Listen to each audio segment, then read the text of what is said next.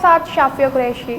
ग्वालियर में आयोजित क्षेत्रीय उद्योग सम्मेलन से पूर्व सूर्य रोशनी लिमिटेड मालनपुर के जनरल मैनेजर मुकुल चतुर्वेदी ने पत्रकारों के सामने अपनी महत्वपूर्ण बातें रखी। इस सम्मेलन में कई उद्योगपतियों और अनेक उनके प्रतिनिधि मंडल ने भाग लिया। मुकुल चतुर्वेदी ने मुख्यमंत्री के समक्ष सम्मेलन में अपने महत्वपूर्ण विचार रखे। इसके पूर्व उन्होंने पत्रकार वार्ता में कुछ महत्वपूर्ण मुद्दों पर चर्चा की और विभिन्न पहलुओं पर लोगों को समझाया।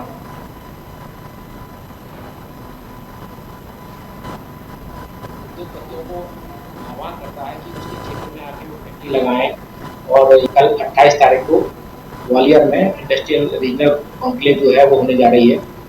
इसके लिए हम हमारे मुख्यमंत्री श्री मोहन यादव जी को बधाई देते हैं कि अभी उन्होंने हम लोगों से ग्वालियर में मीटिंग की थी। उसमें हिंड, मुरैना और आसपास के जिलों के उद्योगपतियों को बुलाया था। तो मैंने अपने 25 साल के टेन्योर में पहली बार ऐसा देखा है कि कोई राज्य का प्रमुख इंडस्ट्रीज से उनके क्षेत्र में आके उनकी समस्याओं से और उनके सुझावों के बारे में बात की है। तो इसलिए मैं उनको धन्यवाद देता हूँ और उसमें सार्थक पहल करते हुए उन्होंने 28 तारीख को जो कॉन्क्लेव का आयोजन किया है। तो ये बात जरूर है कि जब प्रदेश का मुखिया उद्योगपतियों को आह्वान करता है कि उसके क्षेत्र में आके वो फैक्ट्री लगाएं, और ये भी सर्वविदित है कि सरकार की जो उद्योग नीति है वो वर्तमान में इंडस्ट्रीज के फेवरेबल है। उससे ऐसा लगता है कि इस बार अपने अंचल में कुछ बड़े बड़े उद्योगपति अपनी उद्योगों की स्थापना करेंगे। अब जैसे हम सूर्या की बात करते हैं तो 32 साल से सूर्या ग्वालियर और भिंड में फैक्ट्री लगाई हुई है। इस पर हमारे हर 2-3 साल में एक्सपेंशन भी होता है। वर्तमान समय में प्रतिस्पर्धा ज़्यादा है। हमको अंतर्राष्ट्रीय स्तर पर विभिन्न कंपनियों से प्रतिस्पर्धा करनी पड़ती है। अपने उसके लिए आवश्यक होता है कि हमारा जो माल है उसकी क्वालिटी बेहतर हो और उसका रेट भी किफ़ायती हो। तो रेट किफ़ायती करने के लिए मेरा माननीय मुख्यमंत्री जी से अनुरोध है। इधर मैं आपको थोड़ा सा और बताना चाहता हूँ कि इंडस्ट्रीज के ऊपर एक दोहरी कर की मार पड़ रही थी प्रॉपर्टी टैक्स की, लेकिन जैसे ये मुख्यमंत्री जी के आह्वान संज्ञान में आया और उन्होंने इस पर कार्य करना शुरू कर दिया है और मुझे ईडी ग्वालियर MPIDC श्री पुतुल जी ने बताया कि जल्दी ही इस पर निराकरण कर दिया जाएगा।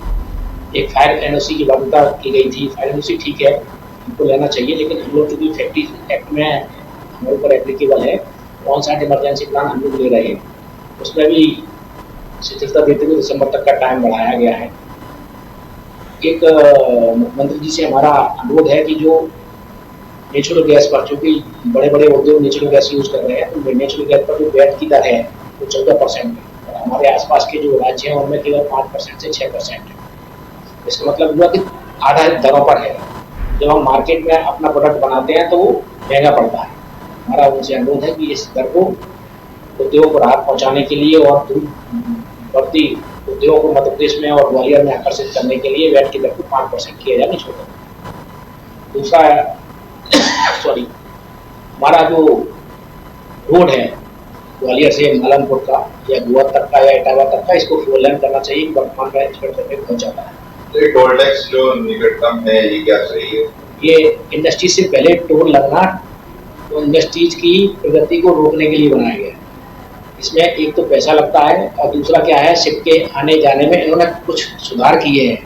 हेड कलेक्टर और ग्वालियर कलेक्टर ने अपने प्रयासों से इसमें सुधार करने की कोशिश की है, लेकिन वो पूरी तरह से कारगर नहीं है, क्योंकि इस रोड पर इतना ज़्यादा ट्रैफिक है कि आप देखेंगे शिप के चेंज ओवर के टाइम पर आधा घंटे पौन घंटे करीब जाम लग जाता है। जिस दिन शादियाँ होती है या कोई रैली वगैरह निकलती है उस दिन तो आप पूछिए कि क्या हालत होती है फैक्ट्री की। तो ये टोल हटना चाहिए, रोड को 4 लेन होना चाहिए या 6 लेन होना चाहिए। तीसरी बात यह है कि पब्लिक ट्रांसपोर्ट नहीं है। कंपनी के वर्कर्स को तो हम गाड़ी प्रोवाइड कर देते हैं, लेकिन जो कॉन्ट्रेक्चुअल लेबर है जो कि टोटल स्टैंड का करीब 40 से 50% है, वो अपने वाहनों से आता है। उसके लिए यदि जैसे पूर्व में बसें चलेंगी, वो अगर बसें स्टार्ट हो जाएंगी तो उनकी पूरी कैपेसिटी मिल जाएगी उनको और आने जाने में लोगों को सहूलियत मिल जाएगी। सिटी बस टाइप ESI की सुविधा है, वो आप देखेंगे कि ESI की जो ESIC हॉस्पिटल्स हैं उनकी स्थिति ग्वालियर अंचल में बहुत ही खराब है। जो डिस्पेंसरी है वो गई गुजरी है, जबकि आप मध्य प्रदेश में इंदौर और भोपाल में देखेंगे तो उनसे बेहतर स्थिति है।